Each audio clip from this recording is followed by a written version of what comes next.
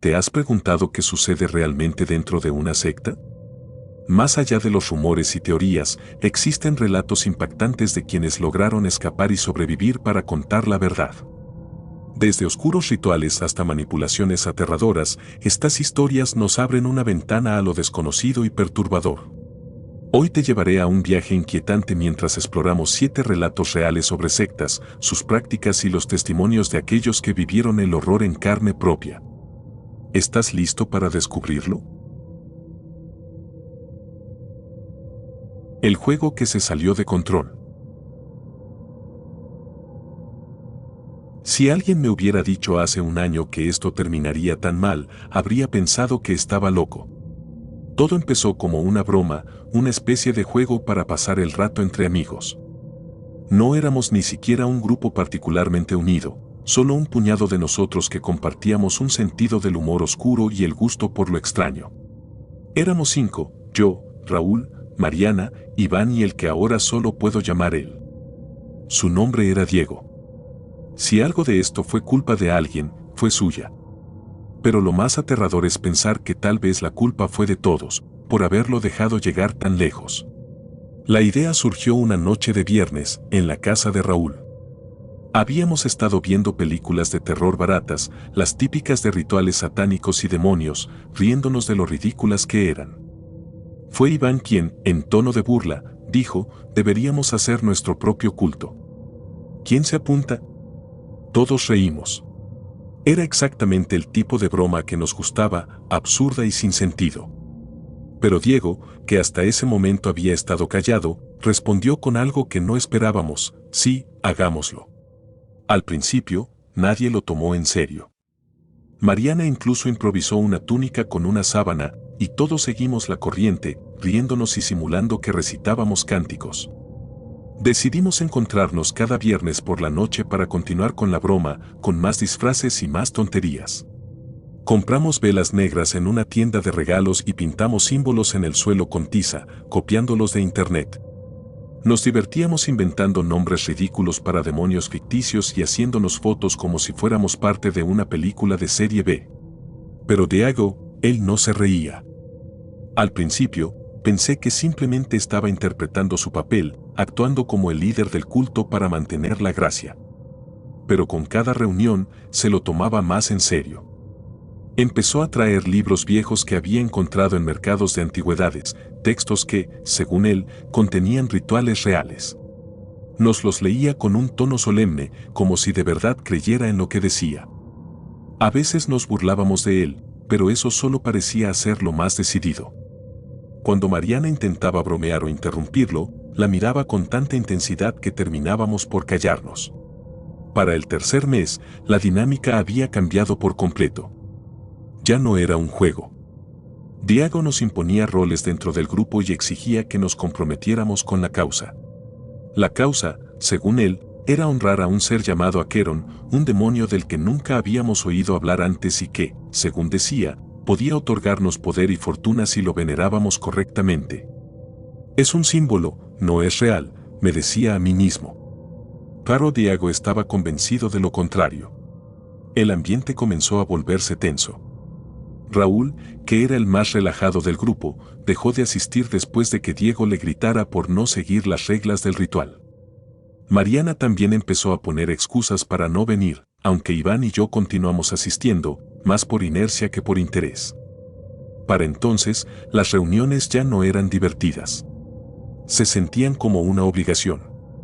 Diego se volvía más controlador cada semana, exigiéndonos que nos arrodilláramos frente a un altar improvisado o que repitiéramos frases que apenas entendíamos. Todo explotó una noche. Habíamos decidido reunirnos en una cabaña que los padres de Iván tenían en las afueras del pueblo. Era un lugar aislado, perfecto para nuestras sesiones. Diego llegó con algo extraño, un chivo negro que llevaba amarrado con una cuerda. Al principio, pensé que era otro de sus excesos, una especie de atrezo para añadir dramatismo. Pero cuando vi el cuchillo que llevaba en la otra mano, mi corazón dio un vuelco. Sin previo aviso, Diego llevó al animal al centro del círculo que habíamos dibujado con tiza en el suelo. Empezó a recitar un cántico, esta vez más bajo, casi como si lo estuviera murmurando para sí mismo. Iván intentó reírse, nervioso, pero nadie lo acompañó. El ambiente era pesado, sofocante. Algo en la postura de Diego nos hizo darnos cuenta de que esto ya no era una actuación. Antes de que pudiera reaccionar, lo vi levantar el cuchillo y hundirlo en el cuello del chivo. La sangre salió disparada como un torrente, manchando las manos de Diego y empapando el suelo. El animal soltó un chillido desgarrador antes de desplomarse y un silencio denso se apoderó de la habitación. Nadie se movió. Estábamos en shock, incapaces de procesar lo que acababa de suceder. Pero Diego no terminó allí. Se arrodilló junto al cuerpo del chivo, recogió un cuenco que había traído consigo y dejó que la sangre fluyera dentro. Luego, sin dudarlo, llevó el cuenco a sus labios y bebió. La imagen me dejó paralizado. No era solo el acto en sí, que ya de por sí era horrendo, sino la expresión en su rostro.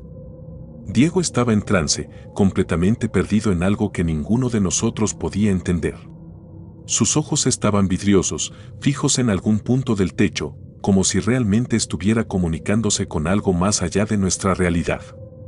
«Esto es por Aqueron», dijo finalmente, con la voz cargada de fervor. Fue Iván quien rompió el momento. Se levantó bruscamente y salió corriendo de la cabaña, y Mariana lo siguió segundos después.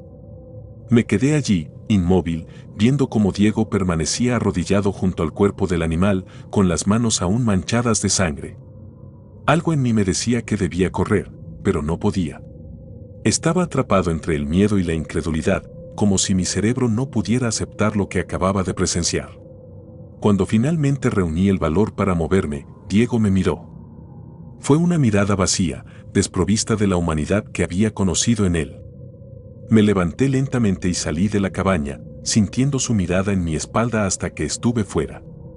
No sé cómo llegué a casa esa noche. Mi mente estaba en blanco, llena de imágenes que no podía borrar. No dormí. Después de esa noche, todo cambió. Mariana dejó de contestar mis mensajes, e Iván evitaba hablar del tema cada vez que intentaba mencionarlo. Raúl, que llevaba semanas ausente, parecía tener suerte de haberse distanciado antes de que las cosas se descontrolaran. Pero Diego, él no desapareció. Me mandaba mensajes constantemente, exigiendo que regresara a las reuniones. Decía que estábamos al borde de algo grande, que Aqueron le había enviado señales. Ignoré cada mensaje, pero eso no detuvo su insistencia. Una semana después, me desperté con un ruido extraño en mi puerta. Cuando salí a revisar, encontré algo que me heló la sangre, el cadáver de un chivo, con el cuello cortado de la misma forma que había visto aquella noche en la cabaña. Sobre la sangre seca, alguien había escrito Aqueron te espera con letras torpes y grandes. No hizo falta pensar demasiado para saber quién había hecho eso. Diego se estaba volviendo más peligroso, más incontrolable. Intenté denunciarlo, pero nadie me tomó en serio. La policía apenas prestó atención, diciendo que probablemente era una broma pesada. Nadie entendía la gravedad de la situación, y yo mismo empezaba a cuestionarme si todo esto era real o si me estaba volviendo loco. Pero no estaba loco. Lo sabía en el fondo, porque cada vez que cerraba los ojos, veía su rostro esa noche, cubierto de sangre, completamente entregado a algo que ni siquiera podía explicar. El desenlace llegó unas semanas después. Diego fue encontrado en su departamento, rodeado de velas negras y símbolos pintados en las paredes con lo que parecía sangre. Estaba sentado frente a un espejo, con el cuchillo aún en la mano y una sonrisa en el rostro. Según la policía, había perdido la vida de una manera inexplicable, aunque los periódicos nunca detallaron más. Lo que más me perturbó fue la nota que encontraron junto a él, escrita en su letra: he visto a Aqueron y está hambriento. Desde entonces, he intentado seguir adelante, pero la culpa me persigue. No puedo evitar pensar que fuimos nosotros quienes lo empujamos a ese abismo, que todo comenzó con nuestras bromas, con nuestra falta de límites. Era un juego, un chiste sin intención, pero terminó despertando algo en Diego que no entendíamos. Algo que quizá nunca debimos tocar. No sé si Aqueron es real o si era solo un invento de su mente trastornada. Pero hay noches en las que siento que alguien me observa desde algún rincón oscuro de mi habitación, esperando pacientemente.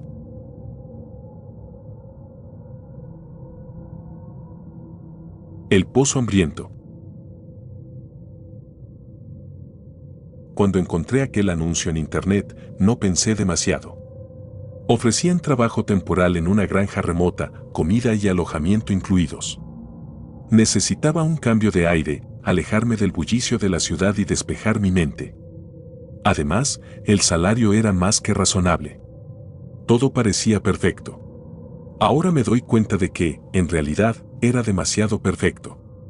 Llegué a Wolf Hollow un lunes por la tarde. El lugar estaba tan alejado de la civilización que el último tramo del viaje lo tuve que hacer caminando. No había señal de teléfono, ni carreteras pavimentadas, solo un sendero polvoriento que atravesaba campos interminables de maíz. Cuando finalmente vi la granja, sentí un alivio momentáneo. Era una construcción grande y antigua, rodeada por establos y cobertizos desvencijados. Desde fuera, parecía un sitio normal, algo desgastado, pero funcional. La primera cosa que noté fue el silencio. No era el tipo de calma que encuentras en el campo, sino algo más opresivo, como si todo a mi alrededor estuviera conteniendo el aliento. Por un instante, sentí que algo estaba mal, pero me convencí de que solo era el cansancio del viaje. Una mujer mayor, que se presentó como la encargada, salió a recibirme. Me dio instrucciones simples: trabajar en los cultivos, cuidar de los animales y no hacer preguntas innecesarias. Su mirada era fría, directa, y su voz carecía de cualquier rastro de emoción. No me dio su nombre, pero me bastó con verla para entender que debía seguir las reglas sin discutir. La rutina era dura, pero soportable. Mis días consistían en largas horas bajo el sol, arrancando maleza o alimentando al ganado. Lo extraño era que no parecía haber nadie más trabajando en la granja, a pesar de que era enorme. Nunca vi a otros empleados ni a familiares de la mujer. Solo estaban ella y un par de hombres mayores que aparecían esporádicamente, siempre con expresiones imperturbables. Era como si evitaran hablar conmigo. Por las noches, cuando regresaba a mi habitación en el ático, escuchaba pasos en el piso inferior. Pensé que eran los otros residentes, pero lo curioso era que nunca los veía durante el día. Comencé a preguntarme si realmente había alguien más viviendo allí. Lo más perturbador era la bodega. Desde mi primer día, me advirtieron que estaba completamente prohibido acercarse a ella. La entrada era una puerta de madera reforzada con cadenas y candados, y estaba situada en la parte trasera de la casa, casi oculta entre las sombras de un viejo roble. Durante mis jornadas de trabajo, pasaba cerca de esa puerta y, aunque intentaba ignorarla, algo en mi interior me hacía mirar. Siempre había marcas en el suelo, como si algo pesado hubiera sido arrastrado hacia allí recientemente. También noté un olor extraño, como carne descompuesta mezclada con tierra húmeda, que parecía emanar de las rendijas de la puerta. Una noche, mi curiosidad pudo más que el miedo. Me levanté de la cama cuando todos parecían dormidos y caminé en silencio hacia la parte trasera de la casa. La luna apenas iluminaba el camino, pero eso no me detuvo. Me acerqué a la bodega y, para mi sorpresa, las cadenas estaban sueltas. La puerta estaba ligeramente entreabierta. Dudé por un momento, pero algo me empujó a mirar adentro. El olor era mucho peor de lo que recordaba, tan fuerte que me provocó náuseas. Bajé los escalones lentamente, con cada paso resonando como un martillazo en mi cabeza. El interior era más amplio de lo que esperaba, un sótano cavernoso excavado directamente en la tierra. Las paredes estaban cubiertas con inscripciones hechas a mano, palabras y símbolos que no reconocía. Había restos de velas derretidas por todas partes y manchas oscuras en el suelo que no quise examinar demasiado de cerca. En el centro de la habitación había un pozo. No era un pozo común, las piedras que lo formaban estaban agrietadas y cubiertas de una sustancia negra y viscosa que parecía moverse por sí sola. Había un zumbido bajo, casi imperceptible, que venía desde su interior, como si algo respirara en las profundidades. El terror me invadió, pero antes de que pudiera darme la vuelta, escuché un ruido detrás de mí. Subí corriendo las escaleras, pero tropecé y caí al suelo. Cuando levanté la mirada, vi a la mujer mayor y a los dos hombres de pie junto a la entrada. No dijeron nada. Solo me miraron con una mezcla de decepción y furia. Me levantaron del suelo y, sin violencia, me llevaron de regreso a mi habitación. Esa noche no pude dormir. Cada vez que cerraba los ojos, veía el pozo y sentía el zumbido dentro de mi cabeza. Al día siguiente, las cosas cambiaron. La mujer y los hombres ya no intentaban disimular. Me seguían a todas partes, observándome sin decir palabra. Comenzaron a cargar cajas hacia la bodega por las noches y, aunque no podía ver lo que llevaban, el olor a carne podrida llenaba el aire cada vez que pasaban cerca de mí. Intenté huir, pero el camino hacia la carretera estaba bloqueado. Uno de los hombres estaba allí siempre, como si supiera exactamente lo que estaba pensando. Estaba atrapado. Lo peor llegó un viernes por la noche. El silencio que había sentido desde mi llegada fue reemplazado por un sonido rítmico, como un tambor lejano. Me asomé por la ventana y vi a varias personas, todas vestidas con túnicas negras, caminando hacia la bodega. Había más de las que podía contar y no reconocía sus rostros. Eran extraños, venidos de quién sabe dónde, pero todos parecían saber exactamente a dónde ir. Desde mi ventana, los vi formar un círculo alrededor del pozo. Alguien encendió una antorcha, y la luz reveló algo que no esperaba, un animal, un cordero, que estaba siendo llevado al borde del pozo. Lo arrojaron adentro sin ceremonias, y el zumbido en la tierra se volvió más fuerte. Luego escuché un sonido indescriptible, como si algo enorme se moviera en las profundidades, algo con hambre. La tierra tembló ligeramente, y las personas alrededor del pozo empezaron a inclinarse hacia adelante, como si estuvieran rezando. No sé qué era esa cosa, pero no era un dios. No había nada divino en lo que vi esa noche. Era algo primitivo, una criatura que no entendía de fe ni de lealtad, algo que solo existía para devorar lo que le ofrecieran. Y ellos, esas personas, estaban allí para alimentarla. ¿Por qué? Nunca lo supe. Quizás tenían miedo de lo que pasaría si dejaban de hacerlo, o tal vez simplemente estaban obsesionados, atrapados en un ciclo del que no podían escapar. A la mañana siguiente, supe que mi tiempo en la granja había terminado. No me dieron explicaciones ni intentaron detenerme. La mujer mayor me entregó un sobre con dinero y señaló el camino hacia la carretera. Me fui sin decir palabra, pero algo en sus ojos me dijo que sabían que yo no hablaría, que no podía hablar. No había palabras para describir lo que vi. Hasta el día de hoy, evito los lugares rurales, los campos de maíz y los senderos que llevan a ninguna parte. Pero en mis pesadillas, siempre estoy de vuelta en aquel sótano, frente al pozo, escuchando ese zumbido que parece llamarme, recordándome que, aunque logré escapar, algo dentro de mí quedó atrapado allá abajo, alimentando al pozo hambriento.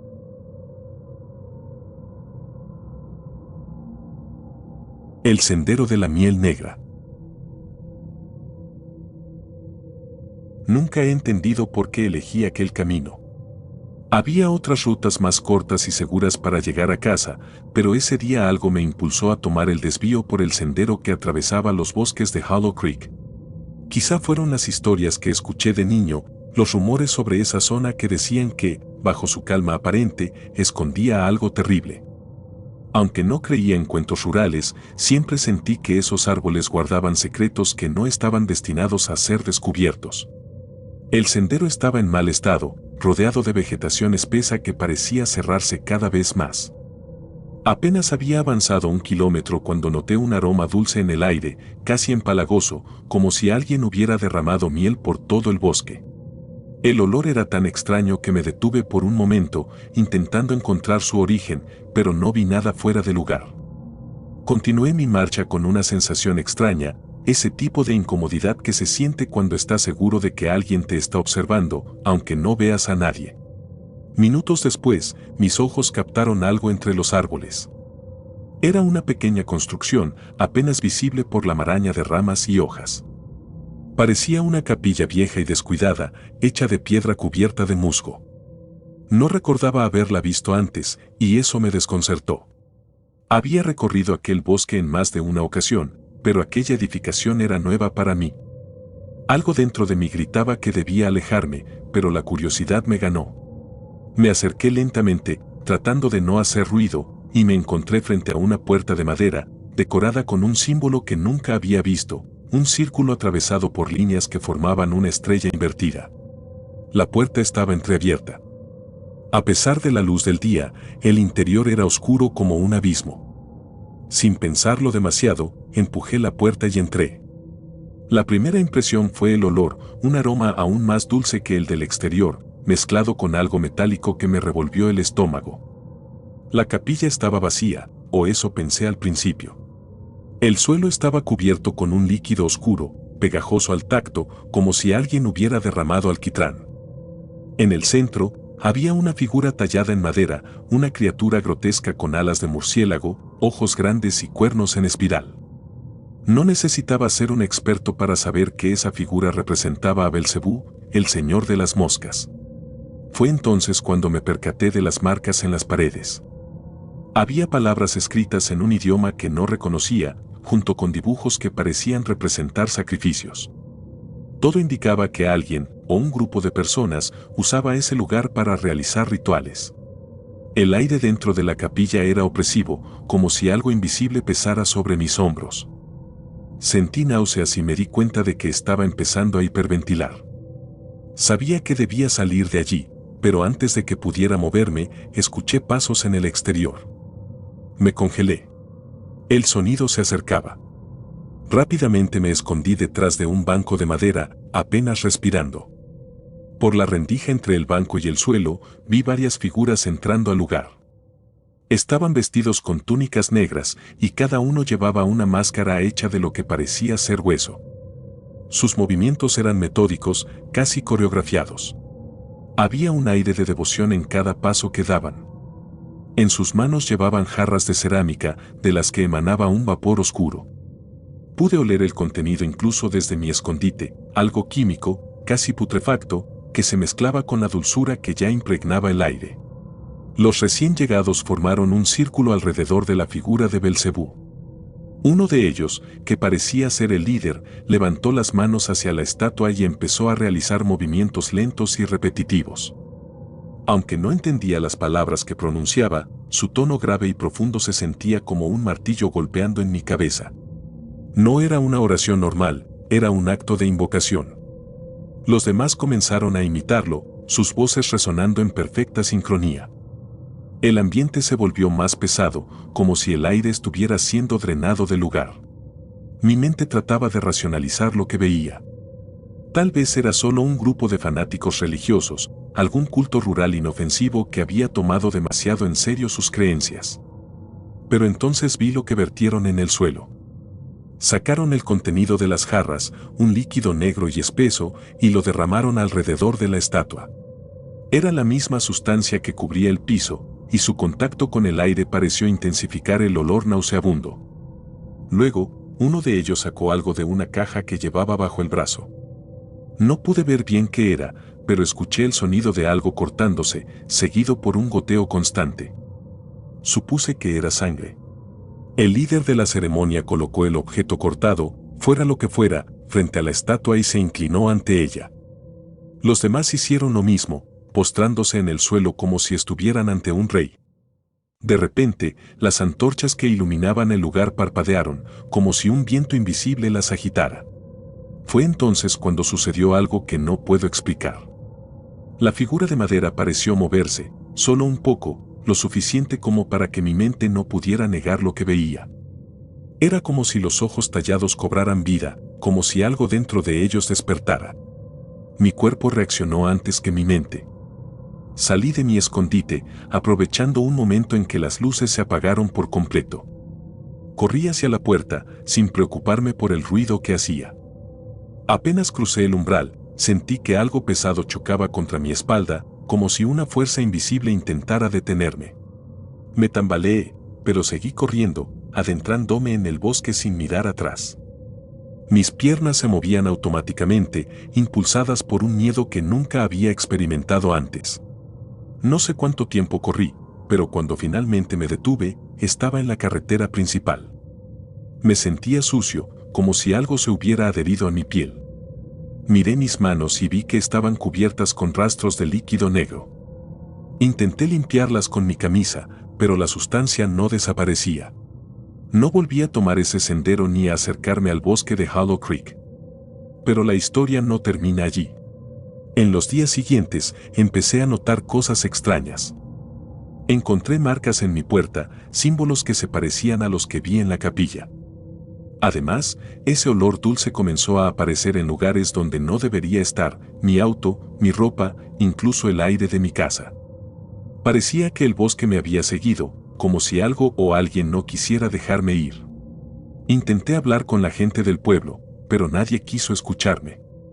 Cada vez que mencionaba la capilla o lo que vi allí, sus expresiones cambiaban. Algunos simplemente me ignoraban, mientras que otros me lanzaban miradas que no podía descifrar. Fue entonces cuando entendí que lo que sucedía en ese lugar no era un secreto para ellos.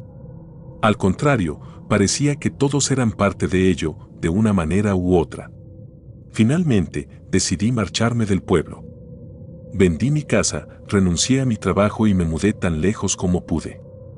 Pero incluso ahora, años después, hay noches en las que el aroma a miel negra llena mi habitación y siento la presencia de algo que no puedo ver. A veces pienso que el culto no estaba adorando a Belcebú, sino llamándolo, y que, de alguna manera, el ritual nunca terminó.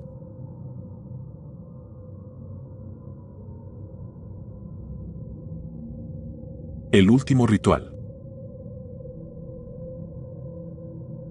Nunca olvidaré el día en que todo empezó a ir mal. Estaba lloviendo, no una lluvia suave, sino de esas que se sienten como si el cielo estuviera a punto de partirse en dos. Las gotas golpeaban mi coche mientras conducía por un camino olvidado en las afueras de Greenville, un pueblo tan pequeño que no aparecía en la mayoría de los mapas. Había aceptado la invitación de mi viejo amigo Alan para quedarme en su finca por unos días. Siempre fue un tipo extraño, pero cuando me escribió diciendo que había encontrado una comunidad que le había cambiado la vida, algo en mi interior me dijo que debía ir. Llegué al anochecer. La finca estaba lejos de todo, rodeada de árboles altos y oscuros que parecían cerrar el paso a la luz. Desde el primer momento, algo no me cuadró. Había más coches estacionados de lo que esperaba y las ventanas de la casa estaban cubiertas con gruesas cortinas negras. Cuando Alan me abrió la puerta, parecía diferente. Su sonrisa era demasiado amplia, sus ojos, inquietos. Me abrazó como si no nos hubiéramos visto en años, pero su energía era tan intensa que me sentí incómodo al instante. Dentro, el ambiente era pesado. Había varias personas sentadas en círculo en el salón, todos en silencio. Alan me presentó rápidamente como su invitado especial y los demás se limitaron a asentir. Nadie me preguntó mi nombre, ni de dónde venía, ni nada de lo que una persona normal habría hecho. Lo único que se escuchaba era el crujido de la madera bajo mis pies. Alan me condujo a una habitación en el piso superior. Descansa esta noche. Mañana conocerás todo. Va a ser especial, me dijo antes de cerrar la puerta. Sus palabras no me tranquilizaron. Tampoco ayudó que la cerradura de mi puerta estuviera rota y no pudiera cerrarla por dentro. Esa noche no pude dormir. La finca parecía viva de una manera que no podía explicar. Había un constante vaivén de pasos por los pasillos, pero cada vez que abría la puerta para mirar, no había nadie. Me convencí de que mi imaginación me estaba jugando una mala pasada. Alan siempre había sido raro, y tal vez esta comunidad suya no era más que un grupo de entusiastas de algún extraño pasatiempo. A la mañana siguiente, las cosas solo se volvieron más extrañas. Alan me despertó temprano y me llevó al comedor. Había una mesa larga cubierta con un mantel blanco y comida que parecía preparada para una celebración. Sin embargo, nadie comía. Todos se limitaban a sentarse y observar. La mujer al frente del grupo, que Alan presentó como Madre Esther, comenzó a hablar en un tono pausado, casi hipnótico. Hablaba de redención, de liberarse del peso del mundo, de un nuevo comienzo. Su mirada era profunda, casi penetrante, y sentí que se dirigía a mí, incluso cuando no lo hacía. Había algo en su presencia que hacía imposible apartar la vista. Ese día, Alan insistió en que participara en sus actividades diarias. Me llevaron al bosque cercano, donde el grupo se reunía en un claro. Allí, formaban círculos y cantaban en un idioma que no reconocía. Había una especie de fervor en ellos, una devoción que era perturbadora. Cada vez que alguien terminaba de cantar, los demás lo abrazaban como si hubieran logrado algo grandioso. Me quedé al margen, observando. Alan se acercó y me susurró que pronto entendería el significado de todo esto, que solo tenía que abrir mi corazón. Cuando cayó la noche, fue cuando las cosas realmente se salieron de control. Alan vino a buscarme a mi habitación. Me dijo que esa noche sería el ritual más importante de mi vida. Trató de tranquilizarme, pero no lo logró. Me llevaron al claro en el bosque, ahora iluminado por antorchas. Había un altar improvisado en el centro, y Madre Esther estaba allí, sosteniendo un libro de aspecto antiguo, con páginas desgastadas y símbolos que no podía descifrar. Me colocaron en el centro del círculo. Quise protestar, pero Alan me apretó el hombro con fuerza y me susurró al oído: confía en el proceso. Esto es para tu bien. Mi instinto me decía que corriera, pero estaba rodeado de docenas de personas, todas con esa mirada fija e inquietante. Madre Esther comenzó a leer del libro en un idioma que no entendía, y los demás repitieron sus palabras como un eco sin vida. De repente, alguien apareció detrás de mí y me cubrió los ojos con una tela negra. Sentí cómo ataban mis muñecas con fuerza, como si temieran que intentara escapar. Mi respiración se aceleró. Podía escuchar los cantos cada vez más altos, casi como un grito colectivo. Algo se movía bajo mis pies, como si el suelo mismo estuviera cediendo. Y entonces, lo sentí, un calor que venía del suelo, como si algo estuviera ascendiendo desde las profundidades. Sabía que estaba en peligro, pero no entendía la magnitud de lo que estaba ocurriendo. Intenté hablar, gritar, pero mi voz fue ahogada por el ruido de los cánticos y los tambores. Luego, sentí que me empujaban hacia el suelo. Alguien me sujetó con fuerza, y aunque no podía ver, sentí la presión de sus manos clavándose en mis hombros. Mi mente estaba corriendo a 1000 por hora, buscando una salida, pero no podía moverme. No sé cuánto tiempo pasó. Todo era un torbellino de sonidos, olores y una sensación de desesperación que crecía dentro de mí. En un momento, la presión sobre mis hombros desapareció y sentí que alguien me levantaba. La tela sobre mis ojos fue retirada, y lo que vi me heló por completo. Madre Esther sostenía un cuchillo, y sus ojos brillaban con una intensidad que no era natural. Ella no estaba mirando a mí, estaba mirando a algo detrás de mí, algo que no podía ver, pero cuya presencia era innegable. Fue entonces cuando mi instinto de supervivencia tomó el control. No sé cómo, pero logré zafarme de las cuerdas en mis muñecas. Empujé a Alan, que parecía aturdido por mi reacción, y corrí hacia el bosque. Podía escuchar el caos detrás de mí, gritos, pasos que me perseguían, pero no me detuve. Mi única meta era salir de ese maldito lugar. No importaba si me caía, si me lastimaba, solo tenía que seguir corriendo. Finalmente, llegué al borde de una carretera. No había coches, pero seguí corriendo por el asfalto hasta que vi las luces de una casa en la distancia. Golpeé la puerta con todas mis fuerzas, gritando por ayuda.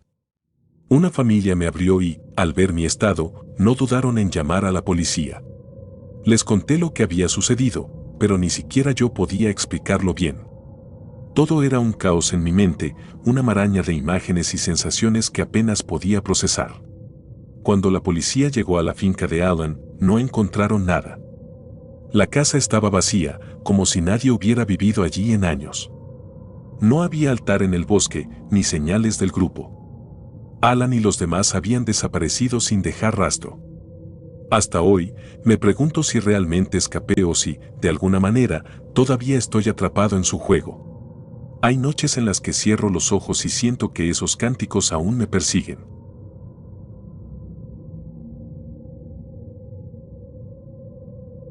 Detrás de las máscaras. Nunca me había fijado en cómo las personas más normales pueden esconder los secretos más oscuros.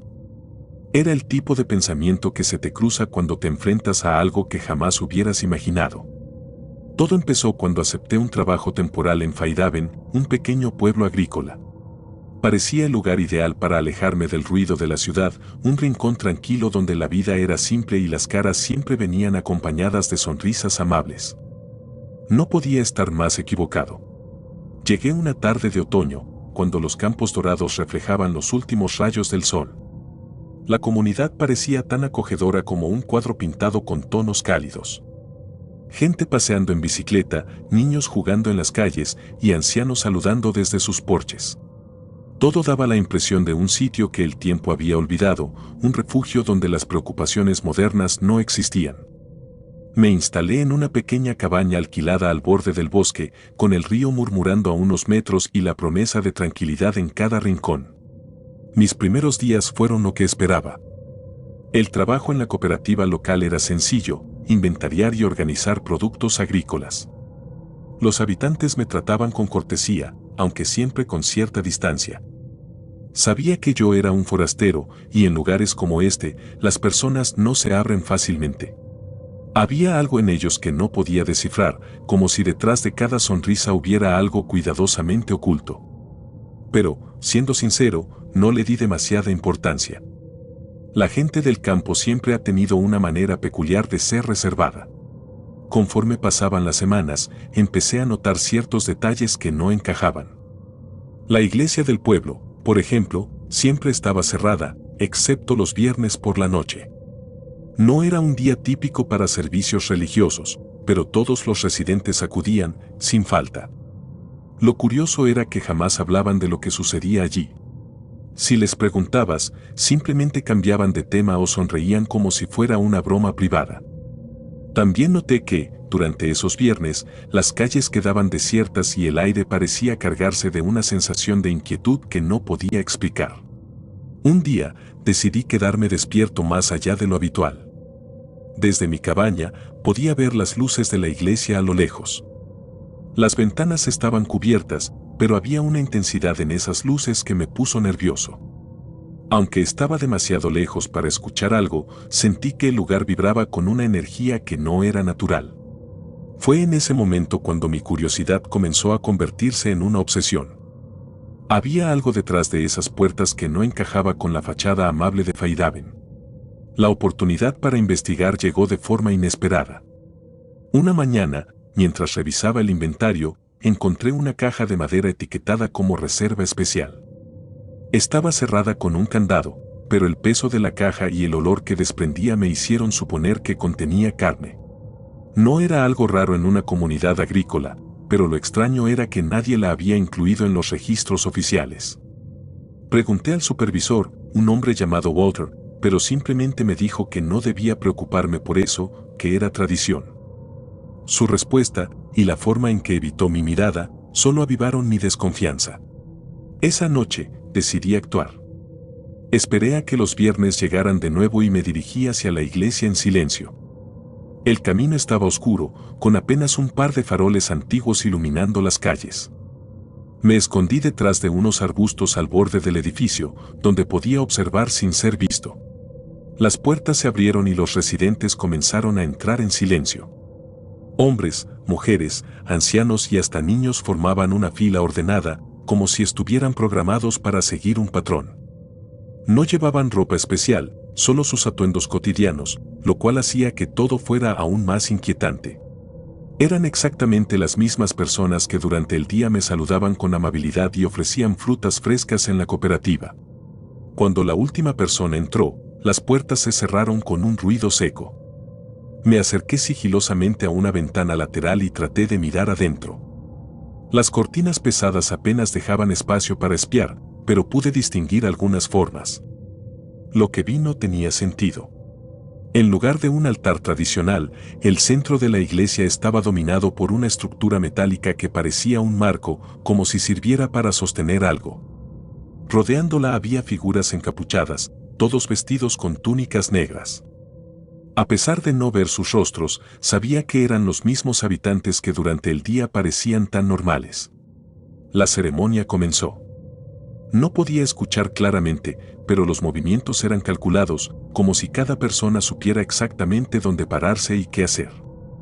Algo fue colocado en el centro del marco metálico, y entonces lo vi, un animal, inmóvil y silencioso, que fue alzado como si fuera una ofrenda. Sentí un nudo en el estómago. Todo aquello era demasiado organizado, demasiado metódico. Este no era un simple ritual religioso, había una precisión perturbadora en cada gesto.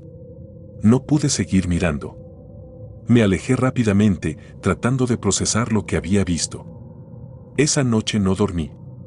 Mi mente estaba llena de preguntas, pero una idea se repetía: estas personas, que durante el día parecían tan comunes, estaban involucradas en algo que iba mucho más allá de lo que yo podía entender. Pasaron días antes de que decidiera volver a investigar. Esta vez fui más cuidadoso. Descubrí que las cajas como la reserva especial llegaban todos los viernes a un almacén detrás de la iglesia. Siempre eran transportadas por Walter y 2 hombres más, que se aseguraban de que nadie se acercara. Intenté entrar al almacén durante la noche, pero estaba protegido por una cerradura reforzada. Mis sospechas crecieron aún más cuando noté que, cada semana, algunos animales de las granjas locales desaparecían sin explicación. Un día, encontré algo que no debería haber visto. Mientras paseaba por el bosque detrás de mi cabaña, me topé con un claro que parecía haber sido utilizado recientemente. Había cenizas esparcidas y restos que no pude identificar con precisión, pero que no pertenecían a un fuego de campamento común. El olor metálico en el aire era inconfundible. Había algo profundamente ritualístico en cómo estaba todo dispuesto, como si ese lugar fuera un punto de encuentro para algo que se hacía a escondidas. Todo culminó una noche en la que mi curiosidad finalmente superó mi miedo. Decidí que necesitaba respuestas.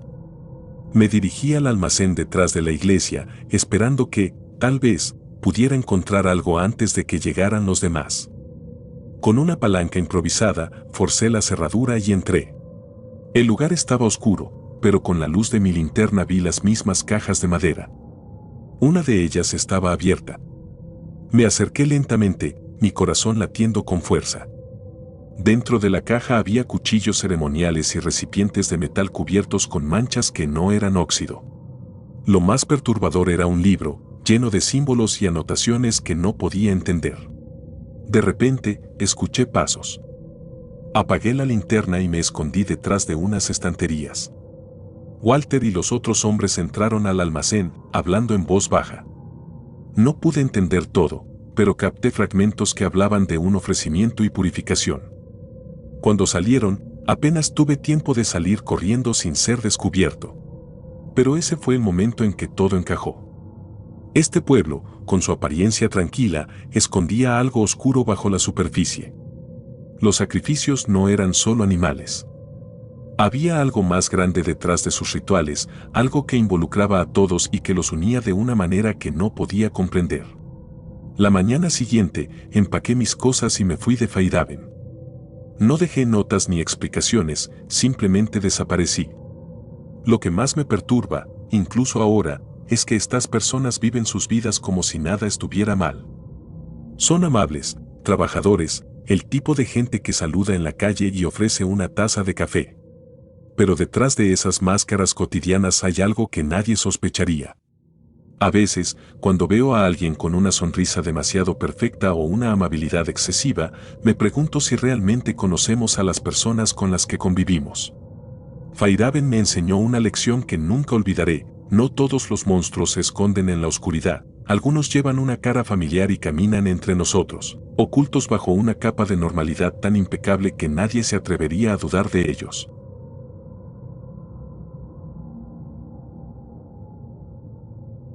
Las cenizas del círculo. Hay algo extraño en el silencio de un pueblo cuando cae la noche. Es un silencio que no debería existir, un vacío tan perfecto que parece fabricado, como si algo o alguien hubiera apagado deliberadamente cada ruido, cada susurro de vida. Eso fue lo que me atrapó en Ashford. Al principio, pensé que era solo un rincón olvidado de algún mapa, un pueblo rural más, perdido entre montañas y campos interminables. Pero ahora sé que no era un lugar común. Ashford era una trampa, un abismo que devoraba a quienes se acercaban demasiado. Llegué a Ashford por accidente, un error de cálculo en mi viaje hacia el norte. Mi intención era evitar los pueblos pequeños y continuar directo hacia la ciudad, pero mi coche decidió otra cosa. El motor empezó a fallar en medio de una carretera vacía, y lo único que encontré en kilómetros fue un desvío con un letrero oxidado que señalaba hacia Ashford. Estaba cansado, y no tenía más remedio que buscar ayuda allí. No sabía que ese pequeño giro iba a cambiarlo todo. El pueblo parecía detenido en el tiempo, con casas antiguas de madera que crujían bajo el peso de los años y un aire estancado que parecía inmóvil, como si el viento evitara soplar allí. No había tiendas, ni gasolineras, ni nada que indicara que la gente vivía una vida normal. Sin embargo, vi personas. Caminaban lentamente por las calles polvorientas, con pasos tranquilos y expresiones tan serenas que resultaban inquietantes. Parecían tener todas las respuestas y al mismo tiempo ningún interés en compartirlas. Me acerqué al primer hombre que vi, un anciano alto con sombrero de paja, para preguntarle por un mecánico. Su rostro era inexpresivo, casi vacío, pero señaló hacia el centro del pueblo antes de darme la espalda y seguir su camino. Caminé hasta allí y encontré un pequeño taller con un cartel medio caído que decía Servicio de Autos, Johnson. Era una mujer. Su mirada era fija, penetrante, como si pudiera ver algo dentro de mí que ni yo mismo conocía. No se movía ni apartaba la vista, y su presencia me resultó tan perturbadora que decidí alejarme. Necesitaba encontrar otra manera de arreglar mi coche y salir de allí cuanto antes. Mientras vagaba por las calles, mi instinto me decía que algo no estaba bien. Había un patrón en la forma en que las personas se movían, como si todas supieran exactamente dónde estar y a qué hora. No se cruzaban entre ellas, no hablaban ni mostraban emoción alguna. Era como si todo el pueblo estuviera siguiendo un guión que yo no entendía. Cuando cayó la noche, el silencio se volvió insoportable. No había grillos, ni el sonido del viento rozando las ramas, ni siquiera el crujido de las viejas estructuras del pueblo. Era como si el mundo entero se hubiera detenido. Decidí buscar refugio en una pequeña posada que encontré cerca del centro. Era un edificio lúgubre, con una fachada desgastada y ventanas que parecían más negras que el mismo cielo nocturno. No había nadie en la recepción, pero encontré una llave sobre el mostrador con el número 7 grabado en una placa metálica. Supuse que era para mí. La habitación era simple, una cama de madera, una lámpara de mesa y un armario que parecía no haber sido abierto en años.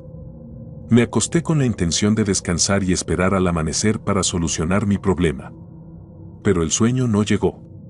Había algo en el ambiente que me mantenía alerta, una sensación constante de que no estaba solo, de que ese silencio que lo invadía todo no era natural.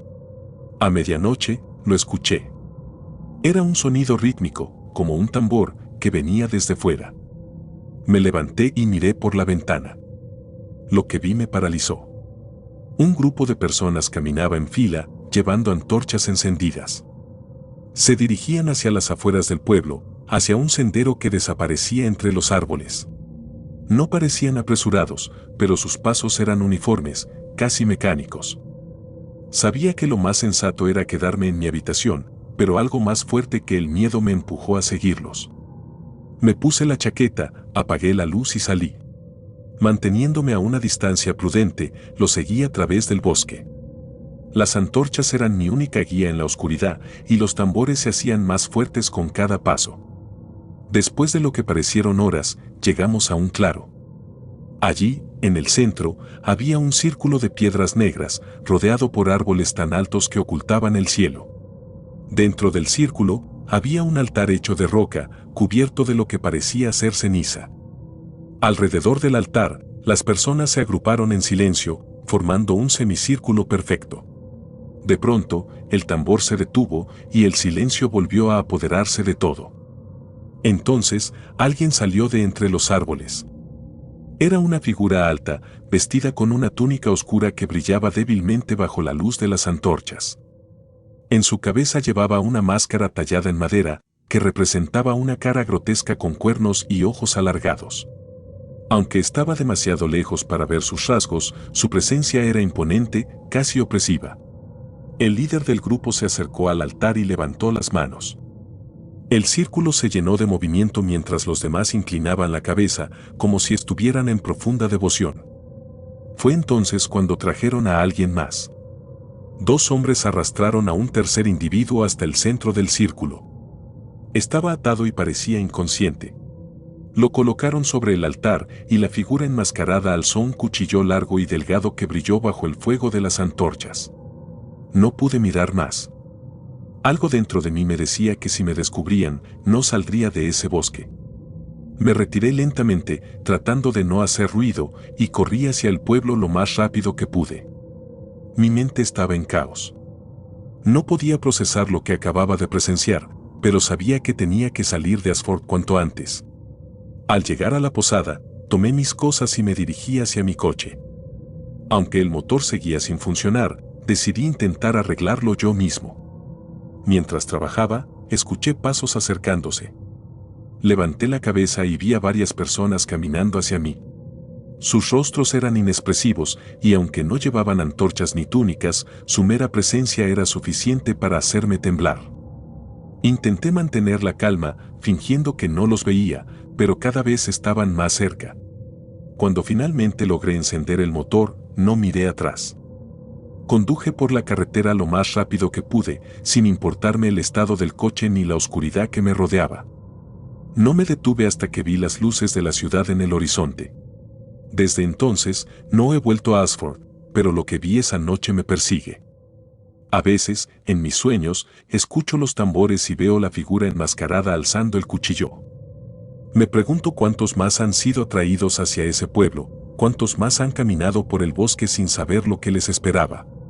Y lo que más me aterra es que, para el resto del mundo, Ashford sigue siendo solo un punto en el mapa, un lugar que nadie cuestiona, un silencio que nadie escucha.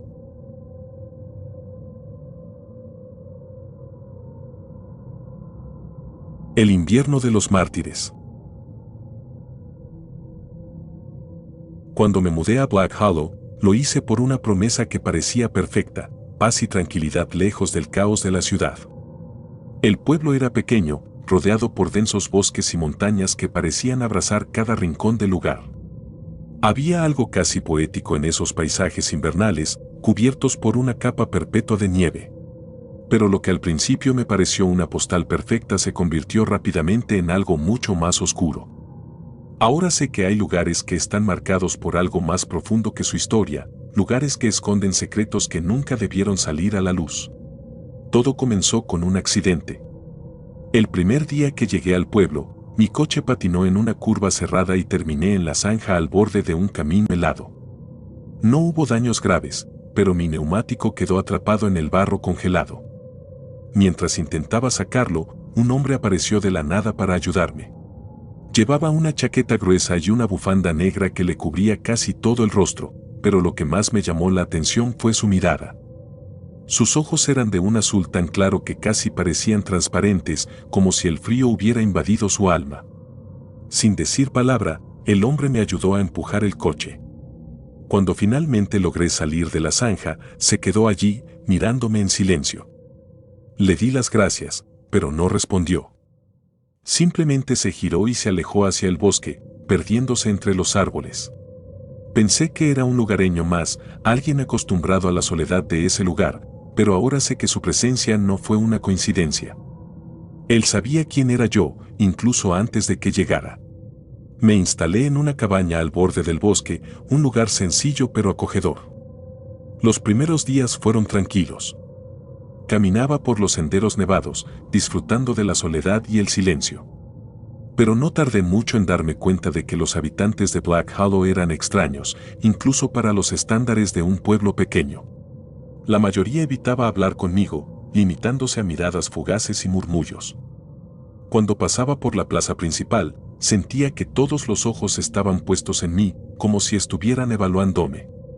Había algo peculiar en ellos, una especie de uniformidad que me resultaba perturbadora.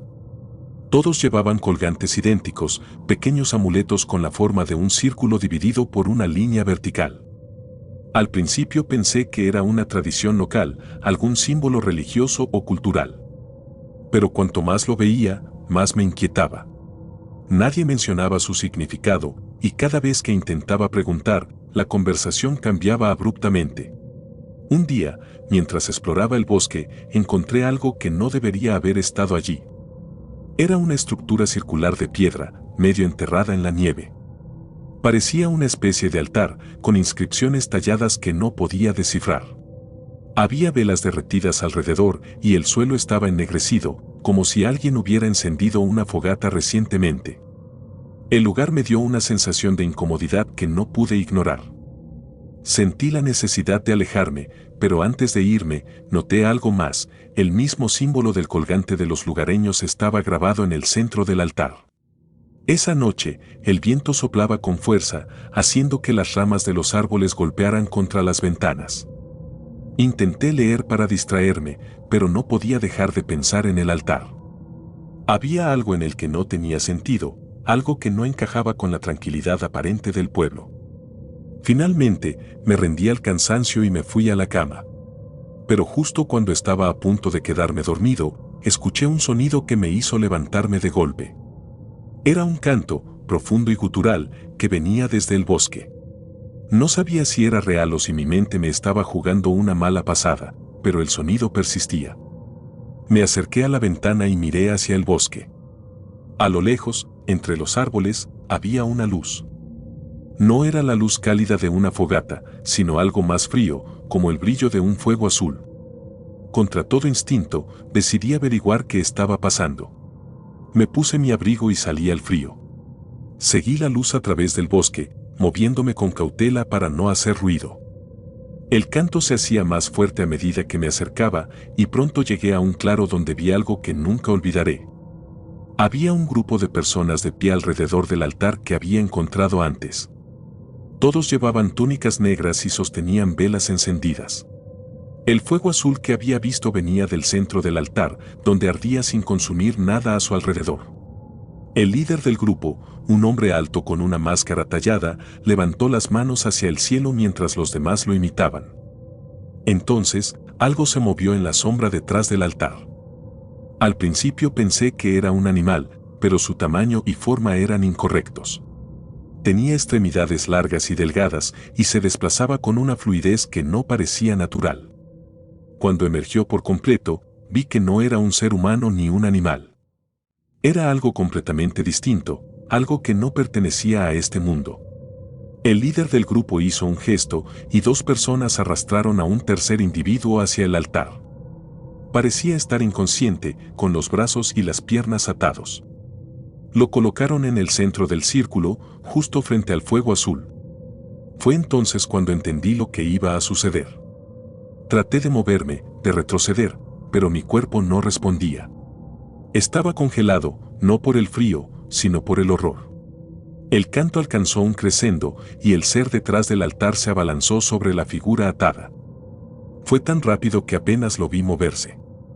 Lo que siguió fue un caos de gritos y sonidos que no puedo describir. Me di la vuelta y corrí, sin preocuparme por hacer ruido. No me detuve hasta que llegué a mi cabaña, cerrando la puerta detrás de mí y asegurándome de que todas las ventanas estuvieran cerradas. A partir de esa noche, todo cambió. Los habitantes de Black Hollow parecían saber que había visto algo. Sus miradas se volvieron más persistentes, más amenazantes. Dejaron de intentar disimular su desdén por mi presencia. Cada vez que salía de la cabaña, sentía que alguien me seguía. Una vez encontré marcas en la puerta, símbolos tallados que coincidían con los del altar. Sabía que tenía que irme, pero las carreteras estaban bloqueadas por la nieve y las tormentas invernales hacían imposible la comunicación con el exterior. Finalmente, en una noche especialmente fría, ocurrió algo que confirmó mis peores temores. Me desperté de un sueño inquieto y sentí que algo estaba mal. Miré por la ventana y vi a varias figuras paradas en el borde del bosque, todas mirando hacia mi cabaña. No se movían, no hacían ruido. Simplemente estaban allí, como sombras en la nieve. Decidí que no podía esperar más. Tomé lo esencial y salí por la puerta trasera, evitando el camino principal. Sabía que si lograba llegar a la carretera, podría caminar hasta el siguiente pueblo. La nieve dificultaba mi avance y el frío mordía cada parte de mi cuerpo, pero seguía adelante. Podía sentir que algo me perseguía, aunque nunca miré hacia atrás. Cuando finalmente llegué a la carretera, estaba agotado y al borde de la hipotermia. Por suerte, un camión pasó y el conductor, al verme, se detuvo para ayudarme.